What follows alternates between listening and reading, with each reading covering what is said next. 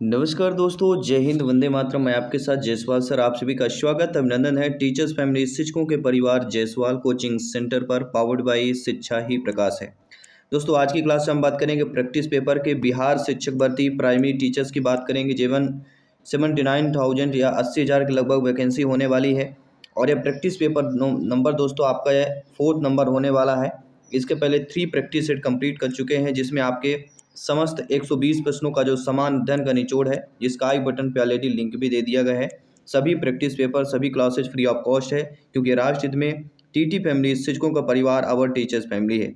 इस practice paper में प्राथमिक गणित, मानसिक क्षमता, समान जागरूकता, समान विज्ञान, सामाजिक विज्ञान, भारतीय राष्ट्रीय आंदोलन, पर्यावरण, भूगोल और बिहार जी के संबंधित पूरा कैलकुलेशन तैयार है। यानी संभावित प्रश्न सारे हैं। 120 में से अगर 100 से अधिक नंबर लाना है, सिलेक्शन 101% पाना है, तो ये सारे प्रश्न आपके इंपॉर्टेंट हो जाते हैं। तो देर न करते हुए चलिए शुरुआत करते हैं। बाकी सभी recorded practice set, practice paper आपको मिल जाएंगे। पीडीएफ फाइल प्राप्त करने के लिए आज ही टेलीग्राम ग्रुप को ज्वाइन कीजिए और वहाँ पे सर्च कीजिए जायसवाल कोचिंग सेंटर। लिंक आपको डिस्क्रिप्शन बॉक्स में मिल जाएगी। तो चलिए शुरुआत करते हैं पहले प्रश्न से। निम्नलिखित में से कौन सी एक समिति ने नागरिकों के मूल कर्तव्यों को 1976 ईस्वी में सम्मिलित करने की अनुशंसा की थी? कोठारी समिति, स्वर्ण सिंह समिति, अशोक मेहता समिति या बलवंत राय मेहता समिति की बात करते हैं। दोस्तों, सभी लोग जानते हैं ऐसी समिति जो नागरिकों के मूल कर्तव्यों को 1976 ईस्वी में सम्मिलित करने की अनुशंसा की थी, वह कहलाता है स्वर्ण सिंह समिति की बात करेंगे। यह दोस्तों 42वें संविधान संशोधन द्वारा मौलिक कर्तव्यों को संविधान में शामिल करने की सिफारिश की थी और उस समय मौलिक कर्तव्यों की संख्या 10 थी। लेकिन 2002 में, जी हाँ दोस्तों, 2002 में 86वें संविधान संशोधन द्वारा मौलिक कर्तव्यों की संख्या 11 की गई। तो मौलिक कर्तव्यों की संख्या 11 कब की गई है? 2002 में 86वें संविधान संशोधन द्वारा मौलिक कर्तव्यों की संख्या बढ़ाकर 11 कर दी गई थी। द टिन ड्रम किस नोबेल पुरस्कार के विजेता की कृति है? डोरिस लेसिंग, गुंटर ग्रास, साल वेलो या ऑक्टावियो पाज की बात करते हैं। जी हाँ दोस्तों, द टिन ड्रम किस नोबेल पुरस्कार विजेता की कृति? ये कहलाती दोस्तों गुंटर ग्रास। जी हाँ, द टिन ड्रम जो है गुंटर ग्रास एक प्रसिद्ध उपन्यास है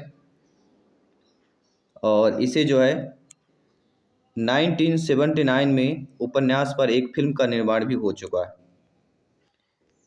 दोस्तों, अप्रैल 2015 में भारत ने अपने परमाणु संयंत्रों यूरेनियम के लिए संधि निम्नलिखित में से किस देश के साथ की थी? Canada, Japan, Australia, France. संभावित प्रश्न है, सभी ध्यानपूर्वक समझिएगा, फीडबैक कीजिएगा।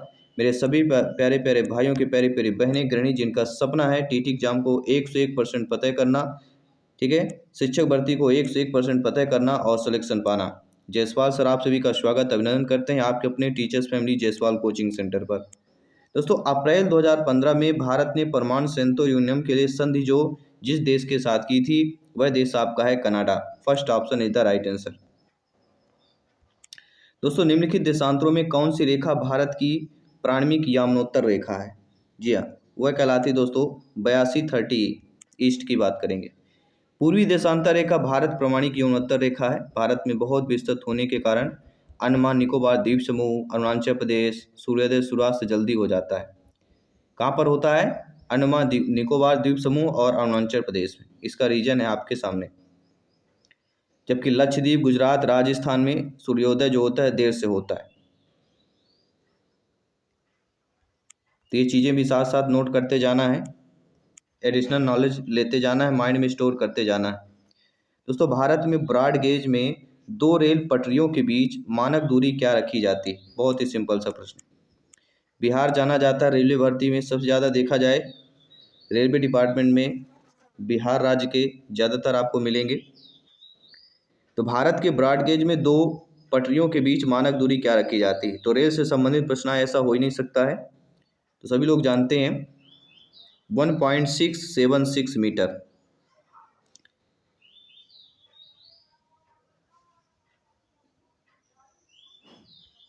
इसके बाद अगला प्रश्न है, मिस वर्ल्ड प्रतियोगिता 2015 जो चीन में आयोजित हुई थी, मरिया लालगुना ने जीता था वह किस देश की थी? तो दोस्तों स्पेन की थी। तो मिस वर्ल्ड में 2015 से लेके अभी तक जितने भी हुए हैं सभी के आपको नॉलेज रख लेना है, पढ़ लेना है, स्टडी कर लेना है। कर्नाटक के श्रवण बेलगोला में अवस्थित गोमतेश्वर की मूर्ति एक प्रमुख जैन धर्म स्थल है। इस मूर्ति की ऊंचाई कितनी? इस मूर्ति की ऊंचाई लगभग 257 फीट के आसपास है। ये जैन धर्म का सबसे महत्वपूर्ण तीर्थों में से एक माना जाता है।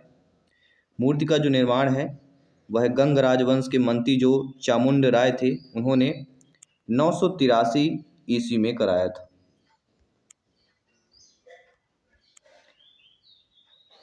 वी आर कृष्ण अय्यर जो दिसंबर 2014 में दिवंगत हुए वे क्या थे?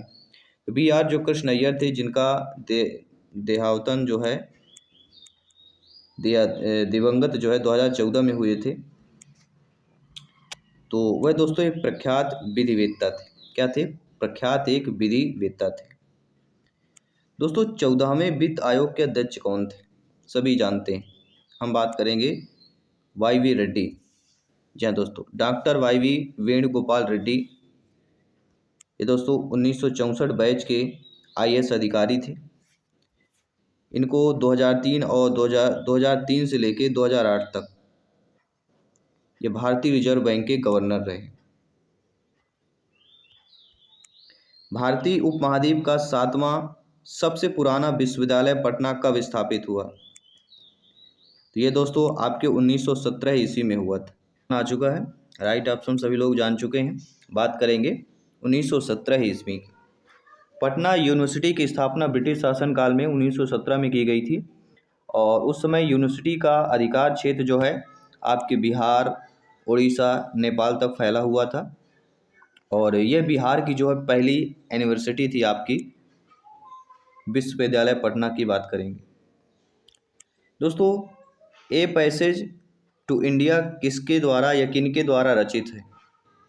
ए पैसेज टू इंडिया जो है ये दोस्तों आपके E.M. फास्टर के द्वारा रचित है जो 1924 ईस्वी में जो है प्रकाशित हुई थी। भी ऑप्शन सही कर लीजिएगा दोस्तों। संयुक्त राष्ट्र जलवायु परिवर्तन सम्मेलन 2015 कहाँ हुआ था? तो सभी लोग जानते हैं जब भी संयुक्त राष्ट्र जलवायु परिवर्तन सम्मेलन की बात की जाती है, इनके स्थान की बात की जाती है तो पेरिस में हुआ था। दोस्तों among the believers India a million mutinies an area of darkness पुस्तकों को लेखक कौन है? तो इन पुस्तक के लेखक BS नायपाल जी। दोस्तों एंजेलिक कर्बर ने 2016 ऑस्ट्रेलियन ओपन महिला वर्ग का फाइनल सेरेना विलियम्स को हराकर जीता। वे किस देश की निवासी थी? तो स्पोर्ट्स जीके से आपका 2 से 3 प्रश्न बनेगा, ये ध्यान दीजिएगा। स्पोर्ट्स जीके से अवश्य प्रश्न आएगा। तो एंजेलिक कर्बर ने 2016 ऑस्ट्रेलिया ओपन महिला वर्ग का फाइनल सेरेना विलियम्स को हराकर जीता। वे किस देश की निवासी थी? एंजेलिक कर्बर तो जर्मनी की निवासी थी। राजस्थान के बीकानेर में 15 जून 2015 के 50 डिग्री सेल्सियस तापमान दर्ज किया गया। इसको फारेनहाइट में कितना देखा जाएगा? यानी सेंटीग्रेड टू फारेनहाइट चेंज करना है। 50 डिग्री सेल्सियस है तो सभी लोग जानते हैं इसके लिए हमारा 122 फारेनहाइट हो जाएगा। कितना हो जाएगा? 122। ठीक है, आइए बात करते हैं अगले प्रश्न की। दोस्तों national mineral development corporation of India की हीरे की खान कहाँ पर है? तो ये दोस्तों है पन्ना, सभी लोग जानते हैं। यह मध्य प्रदेश के पन्ना में है। मझगवां खदान से हीरे का उत्पादन करती है। पन्ना की खान से प्राप्त होने वाले जो बहुमूल्य हीरे होते हैं विश्व में दक्षिण अफ्रीका की खानों से प्राप्त होने वाले हीरे की तुलना में दूसरे स्थान पर आता है। पहले आता है दक्षिण अफ्रीका की खानों से, इसके बाद भारत देश में पन्ना का नाम आता है। फिल्म फाथेर पांचाली किनके द्वारा निर्देशित थी? तो ये दोस्तों आपके सत्यजीत राय के द्वारा जो है निर्देशित थी। इस फिल्म की कहानी विभूति भूषण बंदोपाध्याय के बांग्ला उपन्यास पर यह आधारित थी। अंतर्राष्ट्रीय योग दिवस कब मनाया जाता है? सभी लोग जानते हैं। अंतर्राष्ट्रीय योग दिवस की बात करते हैं, सभी लोग बताइए। 21 जून, जी हाँ दोस्तों, 2014 को संयुक्त राष्ट्र महासभा में नरेंद्र मोदी जी द्वारा 21 जून को अंतर्राष्ट्रीय योग दिवस के रूप में स्वीकार किया गया और प्रतिवर्ष 21 जून को विश्व योग दिवस जो है मनाया जाता है। निम्नलिखित में से कौन जो है राजकोष की नीति का एक घटक नहीं है? देखिए, कराधान नीति, सार्वजनिक ऋण नीति, सार्वजनिक व्यय नीति, ये तीनों राजकोषीय नीति के घटक है, लेकिन व्यापार नीति यह राजकोष नीति की घटक नहीं। इसलिए according to question C option is the right answer. कोई भी डाउट हो बेफिक्र आप लोग कमेंट कर सकते हैं। प्रत्येक कमेंट फीडबैक श्रोपरी है, श्रीमान है, जयसवाल सर अभिनंदन स्वागत करते हैं। सभी मित्रों को जय हिंद, वंदे मातरम, इंकलाब जिंदाबाद। एनर्जी कायम रखिएगा, सिलेक्शन का रास्ता बरकरार है और सारे प्रैक्टिस पेपर आने वाले हैं। 101% सिलेक्शन यहाँ पे आपको मिलने वाला है। दोस्तों, गंगा की सहायक नदियाँ जो नीचे वर्णित है, कौन उत्तर की ओर बहती है? गंगा की सहायक नदी है और उत्तर की ओर बहती है, वह नदी है दोस्तों सोन नदी। जी हाँ, सोन उत्तर की ओर प्रवाहित होने वाली सहायक नदी है जो पटना के पास गंगा में मिलती है। कहाँ पर? पटना के पास मिलती है। 35वें राष्ट्रीय खेल जिसका प्रतीक चिन्ह ग्रेट हार्नबिल था, ये कहाँ आयोजित किया गया था? तो ये दोस्तों आपके केरल में आयोजित किया गया था। सर्वोच्च न्यायालय का न्यायाधीश अपना पद त्याग कर सकता है पत्र लिखकर। किसको पत्र लिखकर जो है सर्वोच्च न्यायालय का न्यायाधीश अपना पद त्याग कर सकता है? किसको पत्र लिखेगा? तो वह दोस्तों राष्ट्रपति को पत्र लिखेगा। जी हाँ दोस्तों। निम्नलिखित में से सूर्योदय सबसे पहले कहाँ होगा? सभी लोग जानते हैं, सभी लोग कमेंट कीजिए। सूर्योदय सबसे पहले कहाँ होता है? टोक्यो। या दोस्तों, चूंकि पृथ्वी अपनी धुरी पर ही झुकी हुई है और घड़ी की विपरीत दिशा में घूर्णन करती है, तो टोक्यो अर्थात जो जापान में है पहले सूर्योदय होता है, इसलिए जापान को उगते सूर्य की भूमि को कहा जाता है। तो उगते सूर्य की भूमि क्या है? Japan, Tokyo. मशहूर पेंटिंग हंस दमयंती के चित्रकार कौन है? तो मशहूर पेंटिंग है जिसका नाम है हंस दमयंती, इसके चित्रकार कौन है? इसके चित्रकार है राजा रवि वर्मा। चित्र में जो है जो विदर्भ राज्य की राजकुमारी दमयंती अपने प्रेमी नल के विषय में हंस के बातें करती हुई यहाँ पे दिखाई गई है इस चित्रकारी में, मशहूर पेंटिंग में।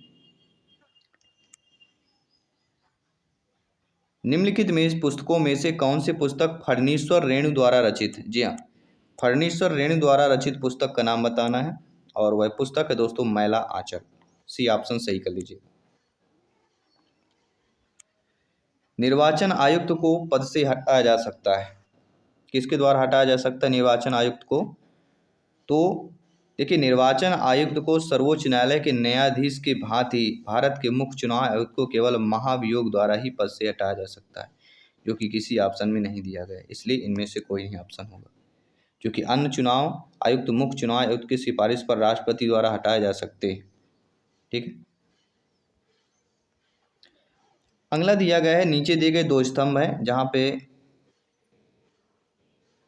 नाम और अवस्थित न्यूक्लियर रिएक्टरों के नाम दिए गए हैं और इन स्तंभों को हमें बताना है कौन कौन सा यहाँ पे सही होगा। यहाँ पे ऑप्शन दिए गए हैं।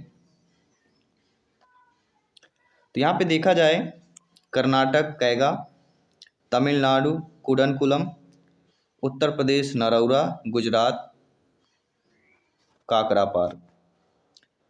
ठीक है, तो यहाँ पे जो फर्स्ट ऑप्शन ए वाला दिया गया है यहाँ पे हमारा सही हो जाएगा। उसके बाद हम बात करेंगे अगले प्रश्न की कि राज्यसभा के संदर्भ में निम्नलिखित में से कौन सा कथन सही नहीं दिया गया है? तो राज्यसभा के संदर्भ में राज्यसभा एक स्थायी संस्था है, इसके 1/3 सदस्य प्रत्येक 2 वर्ष पर रिटायर होते हैं, ये भी सही बात है। राज्यसभा के 12 सदस्य राष्ट्रपति द्वारा मनोनीत होते हैं, ये भी सही बात है। लेकिन राज्यसभा का गठन 1958 में हुआ, ये गलत है। देखिए, राज्यसभा को 3 अप्रैल 1952 को पहली बार विधिवत गठन किया गया। और ये क्या होता है? संसद का राज्यसभा जो होता है उच्च सदन होता है, निम्न सदन लोकसभा होता है, सभी लोग जानते हैं, 2 सदन होते हैं। तो ये 1958 जो दिया गया है ये गलत है, बाकी तीनों सही दिए गए। टाइगर वुड किस खेल से संबंधित है? टाइगर वुड, तो टाइगर वुड जो है गोल्फ से संबंधित।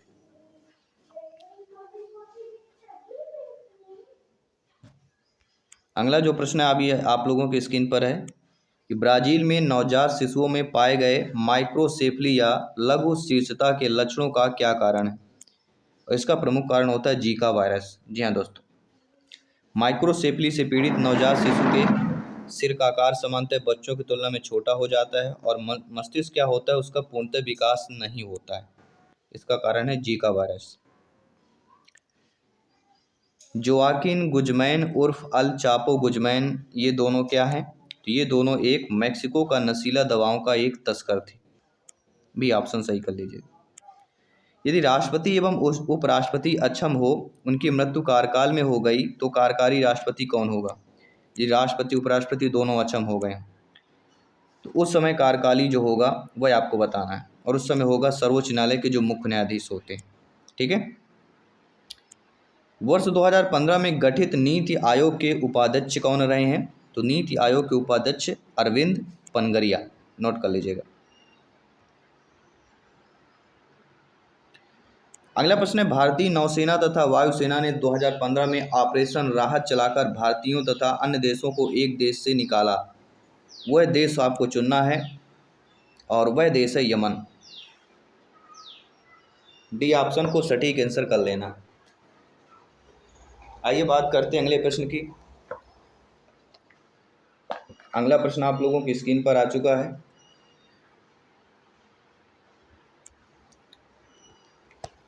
सभी यहाँ पे करेक्ट आंसर को फीडबैक करेंगे। बोको हरम क्या है दोस्तों? जी हाँ, बोको हरम शायद आप पहली बार सुने होंगे। बोको हरम एक नाइजीरिया का एक आतंकवादी संगठन है। ठीक है। यह वैश्विक आतंकवाद सूचकांक जो है 2015 द्वारा इस समूह को विश्व का सबसे खतरनाक आतंकी संगठित घोषित किया गया है। नाइजीरिया का बोको हरम। मरणोपरांत प्रथम भारत रत्न जो है किन्हें दिया गया था? जी हाँ, भारत रत्न जो भारत का सर्वोच्च पुरस्कार है भारत रत्न, इसको पहली बार मरणोपरांत मिला है, और वह दोस्तों हैं लाल बहादुर शास्त्री जी को। पूर्व प्रधानमंत्री लाल बहादुर शास्त्री जी हैं। इनको 1962 में भारत के सर्वोच्च सम्मान जो है भारत रत्न से सम्मानित किया गया। ये दोस्तों 1964 से लेकर 66 तक जो है प्रधानमंत्री रह चुके हैं भारत के, और 1965 में जो भारत पाक युद्ध हुआ था उस समय भी लाल बहादुर शास्त्री जी ही प्रधानमंत्री थे, क्योंकि 1965 में हुआ था। इनका कार्यकाल 1964 से 66 तक है। भारत में प्रथम न्यूक्लियर विस्फोट 1974 ईस्वी में कहाँ किया गया था? तो हम बॉम्बे की बात करेंगे, पोखरण, दिल्ली या श्रीहरिकोटा की बात कर रहे हैं। तो भारत में प्रथम न्यूक्लियर विस्फोट 1974 ईस्वी में कहाँ किया गया? तो राइट ऑप्शन यहाँ पे हो जाता है पोखरण। बी ऑप्शन सही हो जाएगा। भारत में परमाणु परीक्षण जो है 18 मई 1974 को राजस्थान जो पोखरण में किया गया है, और इसी परीक्षण में स्माइलिंग बुद्धि का नाम भी दिया गया था। पोखरण परीक्षण की बात करते हैं। निम्नलिखित नदियों में से किसका उद्गम जो है भारत में नहीं है? तो हम सभी लोग जानते हैं रावी, ब्यास, चेनाब, इन तीनों नदियों का उद्गम भारत में है। लेकिन जो सतलज नदी है दोस्तों, सतलज नदी का उद्गम स्रोत तिब्बत के में हुआ है। तिब्बत का जो एक रागसताल झील है उसके निकट हुआ है। तो सतलुज जो है एक सिंधु की सहायक नदी है जिसका उद्गम भारत में नहीं है। बाकी रावी, चेनाब, ब्यास इन तीनों का है। भारत के सुप्रीम कोर्ट के संदर्भ में कौन सा कथन सही दिया गया है? देखिए, भारत के सुप्रीम कोर्ट के संदर्भ में देखा जाए कि इसका मूल अपीली और परामर्श संबंधी क्षेत्राधिकार है। डी ऑप्शन यहाँ पे सही हो जाएगा। इसका केवल मूल क्षेत्राधिकार है, इसका केवल अपीली है, इसका केवल परामर्श है, तीनों गलत है। तीनों चीज़ें सही हैं। इसलिए जो जो ऑप्शन में तीनों को दिया गया है, मूल, अपीली, परामर्श संबंधी क्षेत्राधिकार, सुप्रीम कोर्ट की बात करते हैं। जल्लीकट्टू सांडों की लड़ाई किस राज्य से संबंधित है? जब भी सांडों की लड़ाई की बात की जाती है जल्लीकट्टू से संबंधित है। एक ही बात आता है तमिलनाडु। जी हाँ, जल्लीकट्टू का आयोजन जो है तमिलनाडु के पटू पोंगल अवसर में किया जाता है, और यह बैलों की लड़ाई का खेल है। तो सांड यानी बैल सभी लोग जानते हैं। तो ये आपके किससे? तमिलनाडु राज्य से संबंधित हो जाती है। तो यहाँ पे जो डी ऑप्शन दिया गया है ये आपका सही हो जाएगा। इसके बाद बात करते हैं कि इनमें से कौन जो है दो नदियों अमरकंटक से उद्गमित है? तो आप सभी लोग जानते हैं जब भी अमरकंटक की बात की जाती है तो ये दो ही नाम आता है, एक तो पहला नर्मदा आता है, दूसरा आ जाता है सोन नदी। ये दोनों नदियां मध्य प्रदेश के अमरकंटक से निकलती हैं। नर्मदा का उद्गम सोत नर्मदा कुंड के नाम से जाना जाता है, जिसे अमरकंटक की पहाड़ी पर है। और सोन नदी का उद्गम जो है नर्मदा की मुख्य जो जलधारा है पूर्व में अमरकंटक पर यह स्थित है। दोस्तों, कौन सा स्थान ब्रह्मा के मंदिर तथा पशुओं के मेले के लिए प्रसिद्ध है? तो वह कहलाया जाता है पुष्कर। सभी लोग जानते हैं पुष्कर का मेला। पहला ऑप्शन सही हो जाए। इसके बाद अगला प्रश्न दिया गया है कि उच्छृंखल कानून कोई कानून नहीं है। भारत के सर्वोच्च न्यायालय में किस मामले में इस सिद्धांत को जो है संपुष्ट किया है? सभी लोग बताइएगा। तो ये दोस्तों हो जाता है आपका मेनका गांधी केस। किसकी बात करेंगे? मेनका गांधी केस। और एक प्रश्न भी रह चुका है कि भारत का पहला ऑर्गेनिक राज्य कौन सा है? तो भारत का पहला ऑर्गेनिक राज्य है सिक्किम। कौन सा हो जाएगा यहाँ पे? सिक्किम राज्य। जी हाँ दोस्तों, प्रधानमंत्री नरेंद्र मोदी जी द्वारा जनवरी 2016 में गंगटोक में आयोजित सिक्किम जैविक उत्सव में किया गया था। इसका अगला प्रश्न, युद्धग्रस्त क्षेत्रों से खनन कर राजद्रोही गतिविधियों के लिए बेचे जाने वाले हीरे निम्न में से किस नाम से जाने जाते हैं? तो बेचे जाने वाले हीरे होते हैं वह ब्लड डायमंड के नाम से। जी हाँ, युद्ध स्तर क्षेत्र के खनन जो राजद्रोही गतिविधि हैं, बेचे जाने वाले जो हीरे होते हैं उनको ब्लड डायमंड के नाम से जाना जाता है। तो फर्स्ट ऑप्शन जो दिया गया है वह आपका यहाँ पे सही हो जाएगा। दोस्तों, वोहरा कमेटी रिपोर्ट जो कि राजनीति के अपराधीकरण थी, वोहरा कमेटी के द्वारा दी गई थी। इसके अध्यक्ष श्री एन वोहरा अभी राज्यपाल हैं। तो यहाँ पे हो जाएगा जम्मू एवं कश्मीर। पहला ऑप्शन जो दिया गया है वह यहाँ पे आप लोगों का सही हो जाएगा। इसके बाद है कि शराबबंदी संविधान की किस धारा से निर्देशित है? तो बिहार का शराबबंदी सभी को पता ही होगा। तो इस शराबबंदी की अगर बात करते हैं तो धारा 47। जी हाँ दोस्तों, राज्य के नीति निषेधक सिद्धांतों के अनुच्छेद 47 के अंतर्गत उल्लेख किया गया कि चिकित्सक के उद्देश्य से प्रयुक्त होने वाली जो औषधियाँ हैं, इनके अलावा स्वास्थ्य को हानि पहुंचाने वाले नशीले जो पेय पदार्थ हैं, दवाइयाँ हैं, राज्य द्वारा प्रतिबंध लगाया जा सकता है धारा 47 के अकॉर्डिंग। फीफा विश्व कप फुटबॉल 2018 कहाँ आयोजित किए जाएंगे? रूस में आयोजित किया गया था। भूस्तर उपग्रह किस दिशा में घूमता है? यह पश्चिम से पूरब की ओर घूमता है। द ओल्ड मैन एंड सी नामक संक्षिप्त नावेल उपन्यास के लेखक कौन थे? तो दोस्तों अर्नेस्ट हेमिंग्वे थे। बी ऑप्शन को सटीक कर लीजिएगा। भारतीय संविधान का कौन सा अनुच्छेद राज्यों में संवैधानिक तंत्र के असफल होने की स्थिति में राष्ट्रपति शासन का प्रावधान करता है? और वह कहलाता है अनुच्छेद 356। दोस्तों, भारत में जेनेटिक रूप से परिवर्तित किस फसल को व्यापारिक उत्पादन के लिए अनुशंसित किया गया है? धान, सरसों, गेहूं, बीटी कॉटन। तो भारत में जेनेटिक रूप से जो परिवर्तित फसल है उनको व्यापारिक उत्पादन के लिए अनुशंसित किया गया है और वह दोस्तों है बीटी कॉटन। जी दोस्तों, बीटी कॉटन को 2002 में जो है 2002 ईस्वी में भारत में जो है स्वीकृति प्रदान की गई थी बीटी कॉटन। नोबेल पुरस्कार किस देश के द्वारा दिया जाता है? तो नोबेल पुरस्कार स्वीडन। जी दोस्तों, स्वीडन और नॉर्वे की समितियों द्वारा जो शैक्षिक है, सांस्कृतिक, वैज्ञानिक शोध में जो उल्लेखनीय कार्य होते हैं, इन्हें टोटल 6 वर्गों में प्रदान किया जाता है। भौतिक, रसायन, अर्थशास्त्र, चिकित्सा शास्त्र, साहित्य में नोबेल पुरस्कार। ये स्वीडन सरकार द्वारा, शांति का नोबेल पुरस्कार नॉर्वे सरकार द्वारा होता है।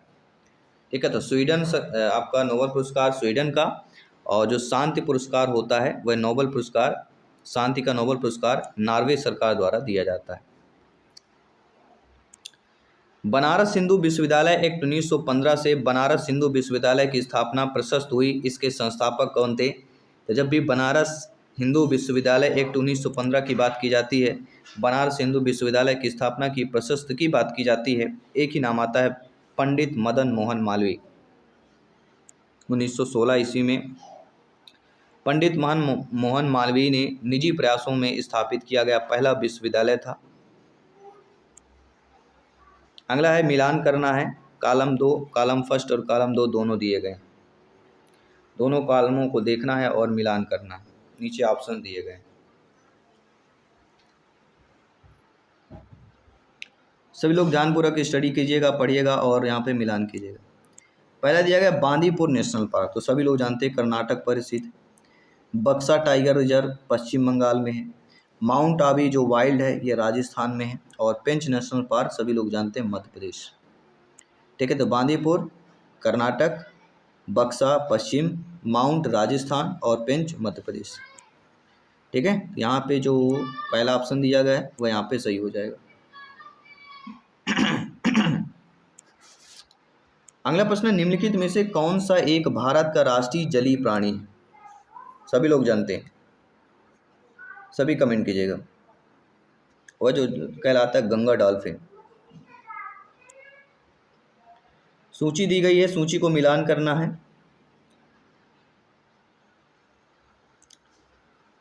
सभी जानते हैं खाद्य उत्पादन में वृद्धि को क्या कहा जाता है? तो खाद्य उत्पादन में वृद्धि को हरित क्रांति कहा जाता है। दुग्ध उत्पादन को श्वेत क्रांति कहा जाता है। मत्स्य उत्पादन को नीली क्रांति कहा जाता है और उर्वरक को भूरी क्रांति कहा जाता है।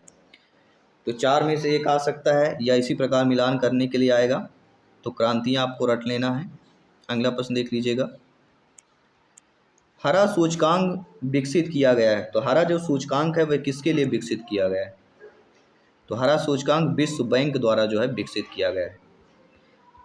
हरा सूचकांक, हरित सूचकांक, ग्रीन इंडेक्स के नाम से भी जाना जाता है। ठीक है, और संयुक्त राष्ट्र पर्यावरण कार्यक्रम जो 2008 में हुआ था, हरित व्यवस्था की जो पहला प्रारंभ की गई है विश्व बैंक द्वारा। अगला प्रश्न बहुत ही इंटरेस्टिंग प्रश्न दिया गया है कि निम्नलिखित में से किस वाद में भारतीय संविधान के मूलभूत ढांचे की अवधारणा प्रतिपादित की गई थी? किस वाद में किया गया था? दोस्तों, ना ही आपके इंद्रसाहिनी वाद में, MS मुंबई वाद, रुद्रसाही, तीनों वादों में नहीं किया गया था। तो यानी कि इनमें से कोई नहीं ऑप्शन सही होगा। लेकिन बात आती किन में किया गया था, तो केशवानंद भारती बनाम केरल सरकार के मामले में सर्वोच्च न्यायालय द्वारा मूलभूत ढांचे की अवधारणा दी गई थी और न्यायाधीश हंसराज खन्ना ने कहा था। किसने कहा था? हंसराज खन्ना ने कहा था, जो कि ऑप्शन में नहीं दिया गया। संविधान सभा के संवैधानिक सलाहकार कौन थे? तो संविधान सभा के संवैधानिक सलाहकार नरसिंह राव, BN राव के रूप में नियुक्त किया गया था, जो संविधान की लोकतांत्रिक कार्ययोजना की समान संरचना फरवरी 1948 में तैयार किए गए प्रारंभिक रूप के लिए उत्तरदायी थे। बेनेगल नरसिंह राव। तुम मुझे खून दो मैं तुम्हें आज़ादी दूंगा किसने कहा था? सभी जानते हैं, सभी बताइए। सुभाष चंद्र बोस। ये आज़ाद हिंद फौज के सैनिकों से संबोधित करते इन्होंने नारा दिया था। सभी लोग जानते हैं जनवरी 1941 को सुभाष चंद्र बोस भारत से मिलकर अफगानिस्तान, इटली होते हुए जर्मनी पहुंचे थे। इसके बाद जापान गए, 1942 में टोक्यो पर रहे।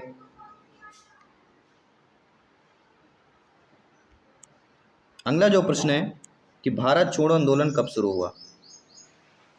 लगभग सभी लोग जानते हैं। भारत छोड़ो आंदोलन की अगर बात करते हैं तो सन 1942 की बात की जाती है।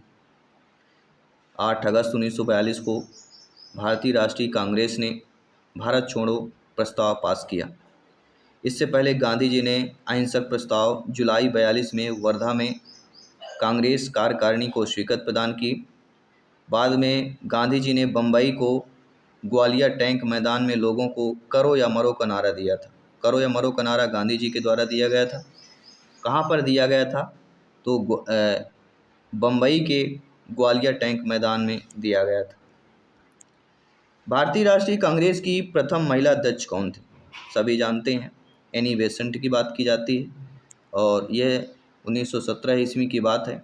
कलकत्ता अधिवेशन को अध्यक्षता श्रीमती एनी बेसेंट ने किया था। दोस्तों, हिंद स्वराज की किसने लिखा? जब भी हिंद स्वराज की बात की जाती है तो एक ही नाम आता है, महात्मा गांधी। या दोस्तों, जो हिंद स्वराज है सत्य के साथ मेरे प्रयोग नामक पुस्तक जो है दोनों हैं, सत्य के साथ मेरे प्रयोग और हिंदी स्वराज, गांधी जी द्वारा लिखी गई। अगला जो प्रश्न है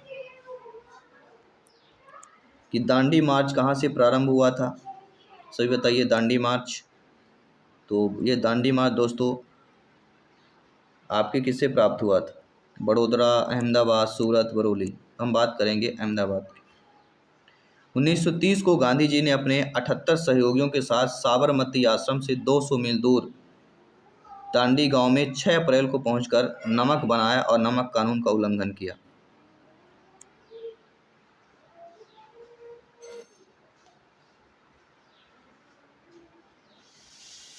आई होप सारी चीज़ें आपकी क्लियर हो चुकी हैं। आइए बात करते हैं अगले प्रश्न की। माई एक्सपेरिमेंट्स विद ट्रुथ के लेखक कौन है?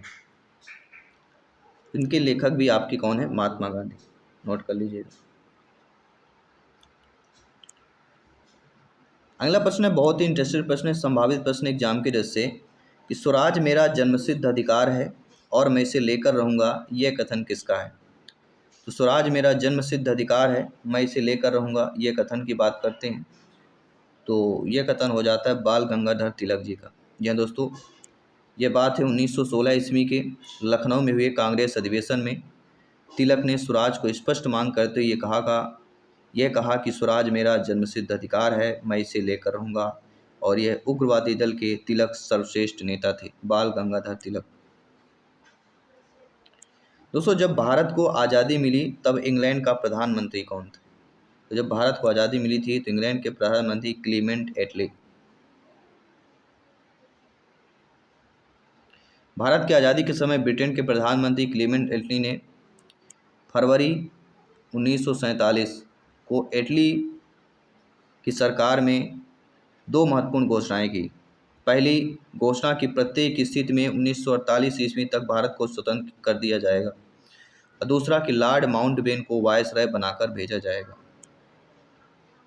दोनों चीज़ें नोट कर लीजिएगा। दोस्तों, स्वतंत्र भारत का अंतिम गवर्नर जनरल कौन था? स्वतंत्र भारत का सी राजगोपालाचारी जी। स्वतंत्र भारत के अंतिम गवर्नर जनरल सी राजगोपालाचारी थे। स्वतंत्रता के बाद लॉर्ड माउंटबेटन को गवर्नर जनरल बनाया गया था।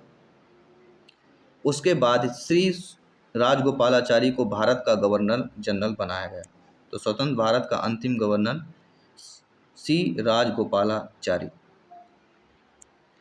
भारतीय राष्ट्रीय कांग्रेस की स्थापना किसने की? तो सभी लोग जानते हैं, ए.ओ. ह्यूम।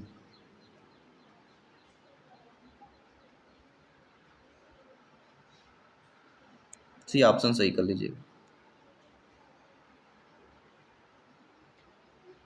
अगला प्रश्न है, पर इसकी निकाय के रूप में आर्द्रभूमि यानी बरसाती जमीन निम्नलिखित में से किस हेतु उपयोगी होती है? जो आर्द्रभूमि होती है, बरसाती जमीन होती है, वह किसके लिए उपयोगी होती है? देखिए, वह पोषक पुनर्प्राप्ति चक्रण हेतु भी उपयोगी है, पौधों द्वारा अवशोषण के माध्यम से भारी धातुओं को अवमुक्त करने हेतु भी होती है, और तलछट रोककर नदियों का गादीकरण कम करने पर होती है।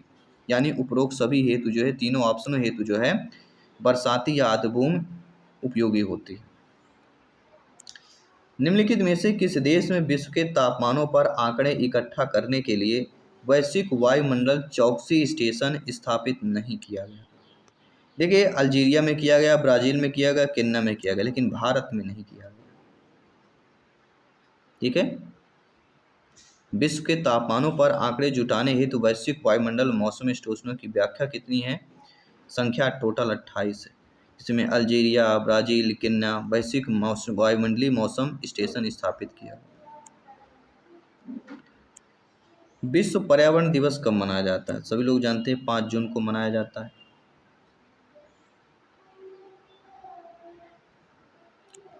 और भी जो ऑप्शन दिए गए हैं, 1 दिसंबर को क्या मनाया जाता है? तो विश्व एड्स दिवस मनाया जाता है।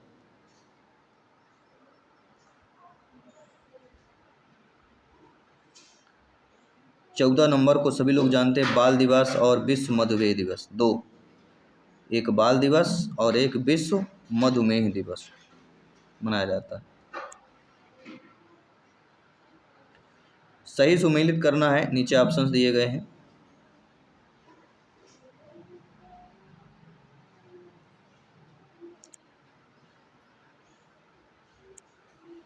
परिस्की विज्ञानों का केंद्र भारतीय वन्य प्राणी संस्थान, भारतीय वन प्रबंधन संस्थान और हिमालयी पर्यावरण का विकास एवं पंत संस्थान।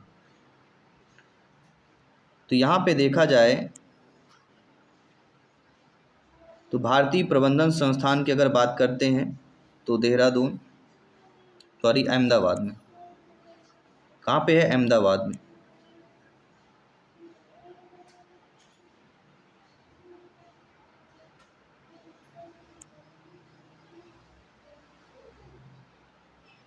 सी ऑप्शन यहाँ पे सही हो जाएगा, सही सुमेलित नहीं है। बाकी परिस्की विज्ञान का केंद्र बेंगलोर में है, भारतीय वन्य प्राणी संस्थान देहरादून में है, और हिमालयी पर्वत एवं विकास पंथ जो संस्थान है अल्मोड़ा गोविंद वल्लभ में है। लेकिन भारतीय वन प्रबंधन संस्थान जो अहमदाबाद दिया गया है यह गलत है।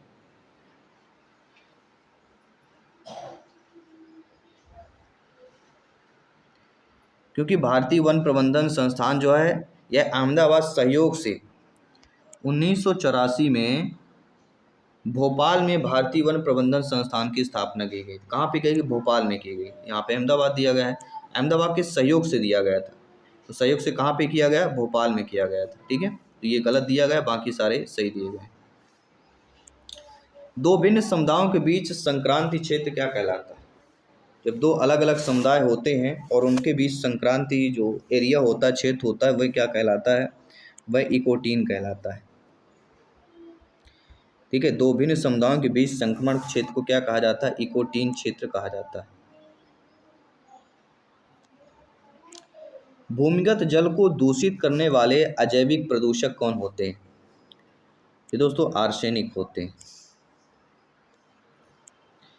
पारिस्थितिकी तंत्र में तत्वों के चक्रण को क्या कहते हैं? तो पारिस्थितिकी तंत्र में तत्वों के चक्रण को क्या कहा जाता है? जैव भू रासायनिक चक्र कहा जाता है। सर्वाधिक जैव विविधता कहाँ पाई जाती है?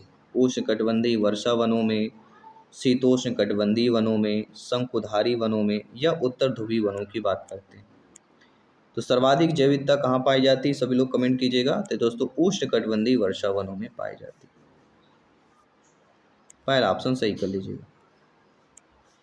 एक मनुष्य के जीवन को पूर्ण रूप से धारणी करने के लिए आवश्यक न्यूनतम भूमि को क्या कहते हैं? या एक मनुष्य के जीवन को पूर्ण रूप से धारणी करने के लिए आवश्यक न्यूनतम भूमि को क्या कहा जाता है? और वह दोस्तों परिस्की पदछाप कहा जाता है।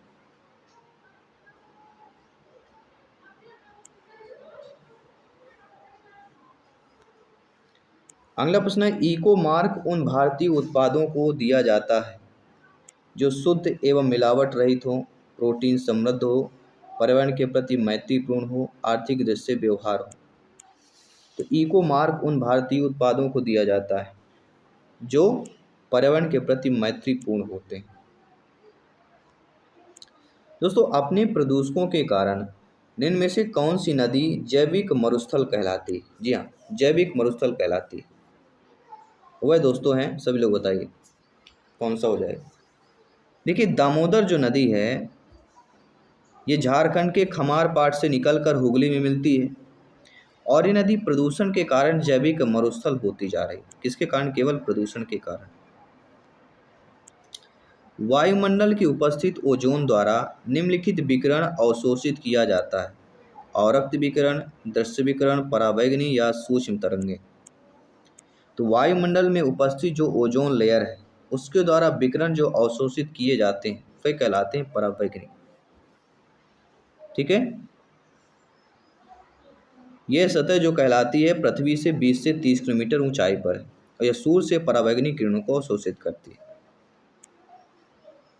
अगला सुमेलित करना है, जैव मंडल भार और इनमें अवशोषित दिया गया है।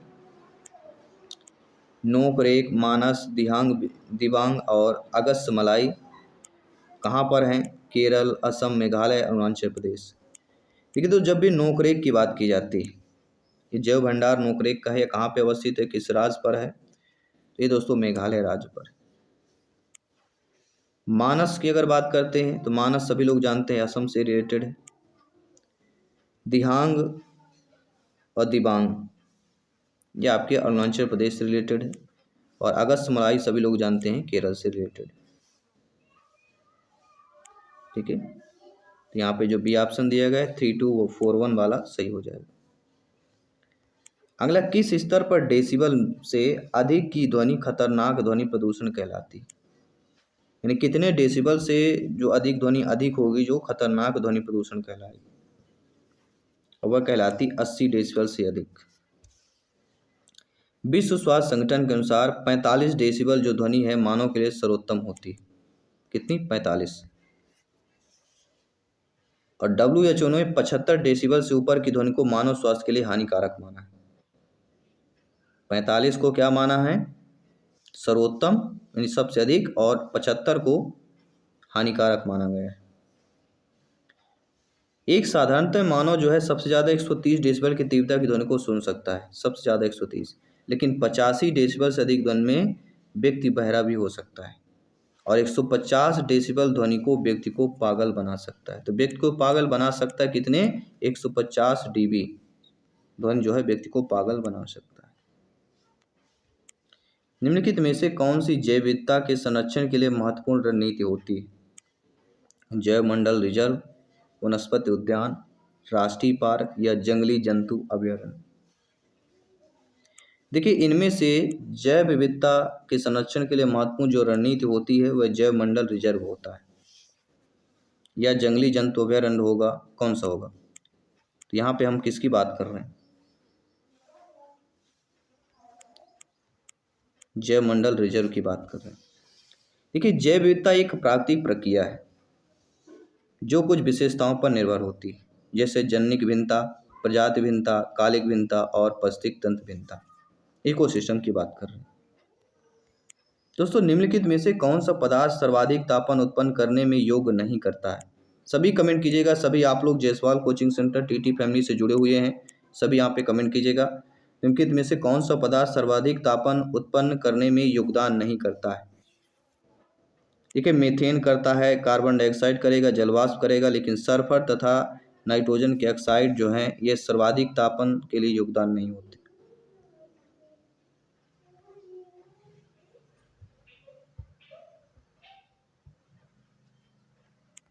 आइए बात करते हैं अगले प्रश्न की। निम्नलिखित में से कौन सी एजेंडा 21 की सही परिभाषा है? एजेंडा 21 की सही परिभाषा पूछा गया। एजेंडा 21 की सही परिभाषा कहलाती है, यह 21वीं सदी में विश्व पर्यावरण संरक्षण हेतु एक कार्य योजना है। सी ऑप्शन को सही कर लीजिए। दोस्तों, अम्ल वर्षा निम्नलिखित द्वारा वायु प्रदूषण के कारण होती है। Carbon dioxide, carbon monoxide, methane या नाइट्रस ऑक्साइड एवं सल्फर डाइऑक्साइड की बात कर रहे हैं। तो अम्ल वर्षा किसके द्वारा वायु प्रदूषण के कारण होती है? सभी लोग कमेंट कीजिएगा। जी हाँ, सभी कमेंट कीजिए। नाइट्रस ऑक्साइड एवं सल्फर डाइऑक्साइड, जी हाँ, H2SO4 और HNO3 रासायनिक परिवर्तन के साथ घटित होते हैं। अम्ल H2SO4 HNO3 बनाती है, और ओस जो होता है वर्षा की बूंदों के रूप में पृथ्वी गिरने लगती है, और इस प्रक्रिया को ही अम्ल वर्षा कहा जाता है। निम्नलिखित युगों में से कौन से एक सही सुमेलित दिया गया है? देखिए, बायोस्फीयर रिजर्व की अगर बात करते हैं, एडवर्ड सुएस, इकोसिस्टम एजी टांसले, इकोलॉजी अर्नेस्ट हेक्ले सभी लोग जानते हैं, और जैव विविधता रेमंड एफ दास हैं। कौन सा सही सुमेलित है? तो पहला ऑप्शन जो दिया गया है वह सही सुमेलित दिया गया। कथन दिया गया है, मरुस्थल शाश्वत ऊर्जा उत्पादन के प्रभावकारी स्रोत हो सकते हैं। रीजन, जितनी ऊर्जा मानव जाति एक वर्ष में उपभोग करती है उससे अधिक ऊर्जा मरुस्थल 6 घंटों में सूर्य से प्राप्त कर लेती है। नीचे ऑप्शन दिए गए। देखिए, दोनों सही, लेकिन आर एक ही सही व्याख्या नहीं कर रहा। जर्मन वैज्ञानिक डॉक्टर गुहार्ड नाइस के अनुसार मानव जाति जितनी ऊर्जा एक वर्ष में उपभोग करती है उससे अधिक ऊर्जा विश्व के मरुस्थल 6 घंटों में प्राप्त कर लेता है। इस प्रकार जो है मरुस्थल शाश्वत ऊर्जा उत्पादन में प्रभावकारी स्रोत है। तो बातें दोनों सही दी गई लेकिन सही तरह से व्याख्या नहीं हो पा रही। और अगला प्रश्न आप सभी लोगों के स्क्रीन पर है। प्रश्न यहाँ पे दिया गया है कि 2 अंकों की संख्या के अंकों का योग संख्या का 1/7 है। इकाई अंक दहाई अंक से 4 कम है। यदि इसके अंकों को उलटने पर प्राप्त संख्या को 7 से विभाजित किया जाए तो शेषफल कितना प्राप्त होगा। आप लोगों के स्क्रीन पर 4 ऑप्शंस दिए गए। देखिए दोस्तों, मान लेना इकाई अंक यहाँ पे x मान लीजिए और दहाई अंक y मान लीजिए। संख्या हमारी क्या हो जाएगी, 10y + x हो जाएगी। तो प्रश्न अनुसार पहले प्रश्न को देखते हैं। 2 अंकों की संख्या के अंकों का योग 1/7 है, अर्थात x + y बराबर 10y + x = 1/7। 7 का यहाँ पे गुणा हो जाएगा तो क्या हो जाएगा, 7x + 7y = 10y + x। ठीक है, x को इधर माइनस करेंगे 7 में तो 6x हो जाएगा और 7y को इधर करेंगे तो 3y हो जाएगा, अर्थात 6x बराबर 3y, यानी x अनुपाते y बराबर 1/2, 1/2 आएगा। तो इकाई अंक जो है दहाई के अंक से 4 कम है। यहाँ पे प्रश्न कर रहा है इकाई अंक दहाई के अंक से 4 कम है, अर्थात 2 ऋण 1 इकाई बराबर 4, यानी 1 इकाई बराबर कितना हो जाएगा, 4 के। तो इकाई अंक क्या हो जाएगा, 4। तो 4 × 1 बराबर 4। दहाई अंक कितना हो जाएगा, 2 × 4 बराबर 8। तो इकाई अंक 4 और दहाई का 8 है, यानी कि कितनी आ जाएगा, 84 आ जाएगा। संख्या हमारी क्या बन गई, 84। यदि संख्या को उलट देने पर, क्या कह रहा है, इन संख्या को उलटने पर प्राप्त संख्या 7 से विभाजित किया जाता है। तो 84 को उल्टेंगे, यदि संख्या को उलट देते हैं 7 से विभाजित करते हैं तो शेषफल कितना आएगा। अंकों को उलट देते हैं, 7 से विभाजित करते हैं तो 7×6 42 और 42 × 6 48, 6 यहाँ पे शेष आएगा तो सी वाला ऑप्शन, 6 वाला ऑप्शन कर देंगे। अगला प्रश्न है, कुछ छात्रों का गणित में औसत प्राप्तांक 85 है और विज्ञान में समान छात्रों का औसत प्राप्तांक 70 है। उन छात्रों का दोनों विषयों में कुल अंक 6200 है। यदि उन छात्राओं का सामाजिक विज्ञान में औसत प्राप्तांक 75 है तो तीनों विषयों में औसत प्राप्तांक जो है ज्ञात करना है। ध्यानपूर्वक समझिए। मान लीजिए कि छात्रों की संख्या x मान लीजिए और विज्ञान गणित में कुल प्राप्त कितने हैं यहाँ पे 85, तो 85x कर लीजिए गणित में, और औसत यहाँ पे 70 दिया गया है। तो विज्ञान में प्राप्त कुल अंक कितने हो जाएंगे, 70x, दोनों विषयों में 6200x हो जाएगा। तो फार्मूला क्या होगा, 70x + 85x विज्ञान और गणित के बराबर 6200 कर दीजिए, यानी 155x बराबर 6200। समझ में आ गया सभी को, यानी x के बराबर यहाँ पे आपकी वैल्यू आ जाएगी x = 40। तो छात्रों की संख्या 40 आ गई। सामाजिक विज्ञान में कुल 75 है तो 75 × 40 कर लीजिए बराबर 3000 आ जाएगा। तो अभीष्ट औसत हमारा क्या निकल के आ जाएगा, अभीष्ट औसत निकल के आएगा 6200 धन जो अभी 3000 निकल के आ गया बटे 40 कर दीजिए, यानी कि 9200 बटे 40 यानी कि 230, 230 यानी कि बी ऑप्शन जो दिया गया है वह हमारा सही हो जाएगा।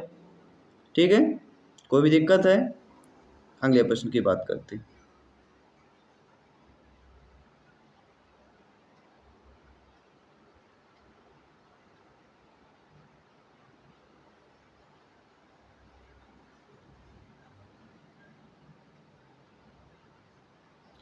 अगला प्रश्न है, निम्नलिखित में से कौन सा सत्य दिया गया है। तो पहला ऑप्शन 29/6 बड़ा है 43/12 से।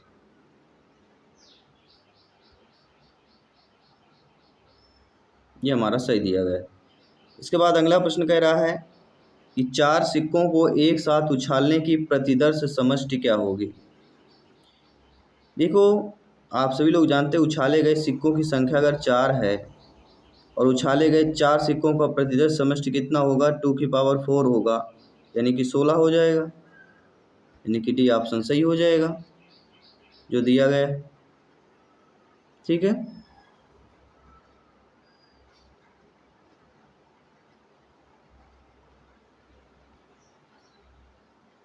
इसके बाद हम बात करेंगे अगले प्रश्न।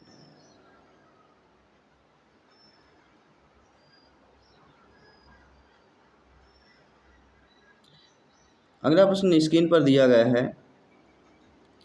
कुछ समीकरण किसी विशेष प्रणाली के आधार पर हल किए गए हैं, हल नहीं किए गए समीकरण को उसी प्रणाली का प्रयोग करके हल करना। ये समीकरण हल किया गया और इसको हल करना। 16 - 6 बराबर, देखिए जिस प्रकार 10 ऋण 3 बराबर 12 है, 10 ऋण 3 बराबर क्या होता है, 7 होगा वैसे, और 7 धन 5 बराबर 12 होता है। 7 धन 5 बराबर कितना हो जाएगा, 12 के। उसी प्रकार 12 ऋण 4 बराबर होता है 8 के, और 8 धन 5 जोड़ेंगे तो 13 आ जाएगा। उसी प्रकार 14 ऋण 5 बराबर 9 होगा, और 9 में 5 जोड़ेंगे तो 14 आ जाएगा। उसी प्रकार यहाँ पे भी करना है। क्या करना है, 16 - 6 कर लीजिए, 10 आएगा, 10 में 5 जोड़ दीजिए, 15 आपकी वैल्यू होगी। बी ऑप्शन यहाँ पे सही हो जाएगा। नो डाउट सारी चीज़ें क्लियर हो गई हैं। अगला जो प्रश्न है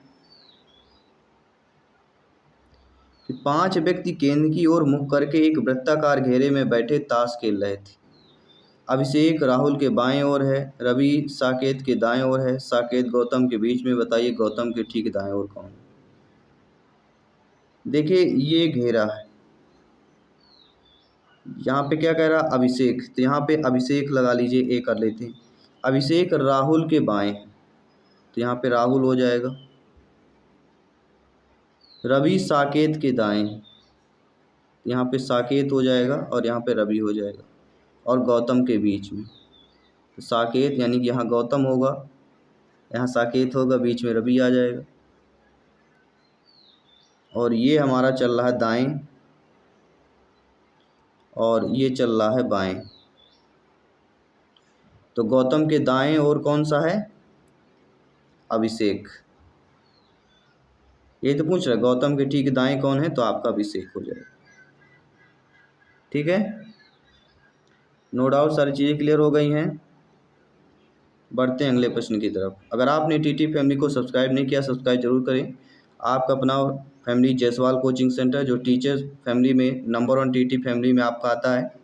इसके साथ विलुप्त संख्या पे हमें यहाँ पे बताना है कि कौन सा आएगा।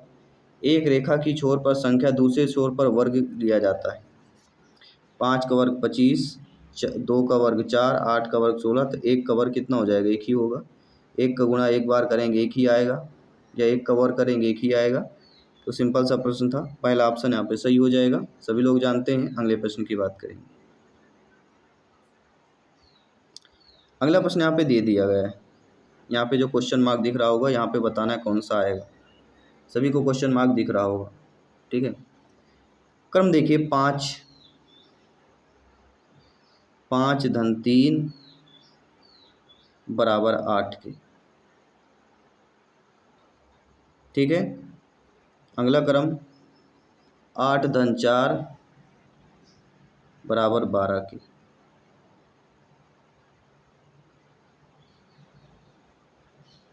और 12 धन 1 बराबर 13 के। फार्मूला फिट बैठ रहा है, यानी कि यहाँ पे हमारा क्या हो जाएगा, 12।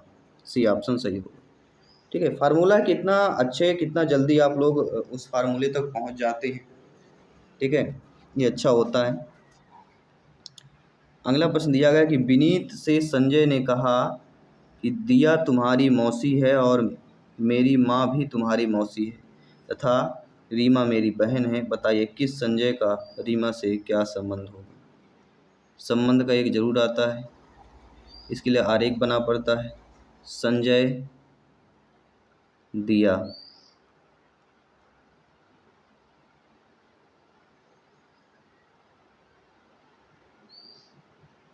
संजय की माँ मौसी है,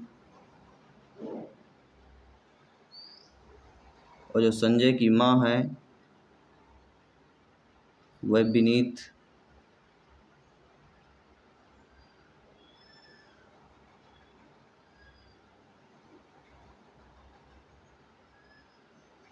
और इसका बेटा होगा रीमा और विनीत की बहन,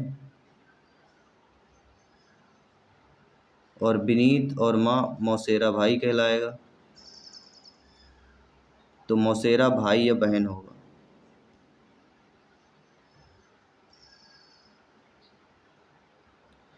कामू अपने घर से पश्चिम दिशा में 5 किलोमीटर चलती है, वहां से दाएं मुड़कर 3 किलोमीटर चलती, फिर बाएं मुड़कर 2 किलोमीटर चलती, फिर बाएं मुड़कर 3 किलोमीटर चलती है, अंत में दाएं मुड़कर 3 किलोमीटर चलती है। अब अपने घर से किस दिशा में? इस प्रकार के एक प्रश्न आता है। सीटेट में भी इस प्रकार के एक प्रश्न पूछा जाता है। इसके लिए एक फार्मूला होता है, यहाँ से फार्मूला लगाइए। काम अपने घर से पश्चिम, तो पश्चिम की ओर चल रहा है, मतलब ये आपकी दिशा हो गई, ये चिन्ह हो गया। पश्चिम पहले 5 किलोमीटर चलता है,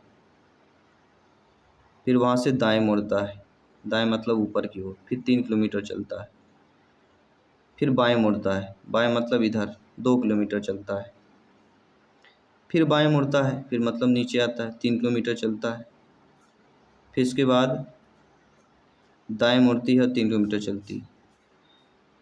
ये दिशा पूछी जा रही है, तो ये पश्चिम की दिशा में ही कहला जाएगी, सीधी सी बात है। तो अपने घर से पश्चिम की दिशा में, जिस दिशा में चला था उसी दिशा में है। अब बात करेंगे अगले प्रश्न की।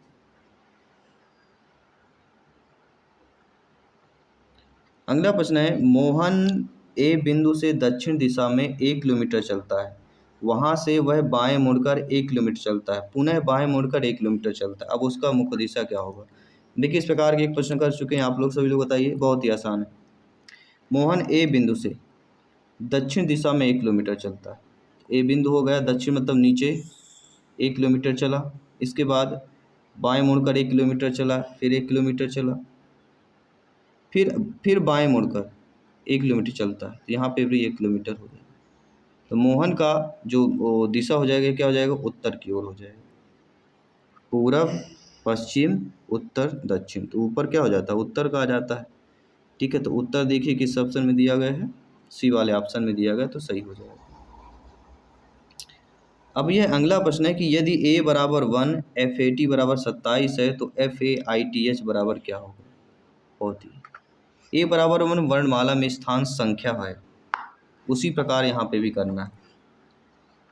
f का होता है 6, a का होगा 1 और t का होगा 20, टोटल हो जाएंगे 27। 6 1 धन 20 बराबर 27 हो गया। उसी प्रकार यहाँ पे भी देखिए, f का हो गया 6, a का हो गया 1, i का हो गया 9, t का हो गया 20 और h का हो गया 8। तो इनको जोड़ लीजिए, 20 8 28, 28 8 9 कितना हो गया? 27, 27 28 और 28 38 हो गया। 20 8 28, 28 9 कितना हो गया? सभी लोग बताइए, टोटल कितना हो गया? 37। ठीक है, 37 2 39, 6 44, टोटल 44, यानी पहला ऑप्शन है वो सही हो जाएगा। एक बार और समझ लीजिए, f का होगा आपका 6, a का होगा 1, i का होगा 9, t का होगा 20 और h का होगा 8। इनको जोड़ लीजिए, 20 8 28, 28 2 30 7 37, 1 38 और 38 6 कितना होता है? 42 होता है। ठीक है, तो आई होप सारी प्रश्नों को आप लोगों ने अच्छे तरीके से समझ लिया है। मैं आपके साथ जायसवाल सर मिलता हूँ आपकी अगली क्लास पर, अगले प्रैक्टिस पेपर पर, अगले मॉडल पेपर पर। तब तक के लिए सभी रिकॉर्डेड आपके मॉडल पेपर, प्रैक्टिस पेपर मिल जाएंगे आपका TT family Jaiswal coaching centre पर। मैं आपके साथ जायसवाल सर डेली 7 PM में आपका practice paper, model paper upload होता है। क्लासेज रिकॉर्डेड आपको मिल जाती है। मैं मिलता हूँ आपके अगली प्रैक्टिस पेपर पर, अगले मॉडल पेपर पर, अगले अभ्यास प्रश्न पत्र पर, जो सिलेक्शन के लिए 101% यहाँ पे है। तो मैं जायसवाल सर मिलता हूँ आपकी अगली क्लास पर जल्दी। सभी मित्रों को जय हिंद, वंदे मातरम, धन्यवाद सभी।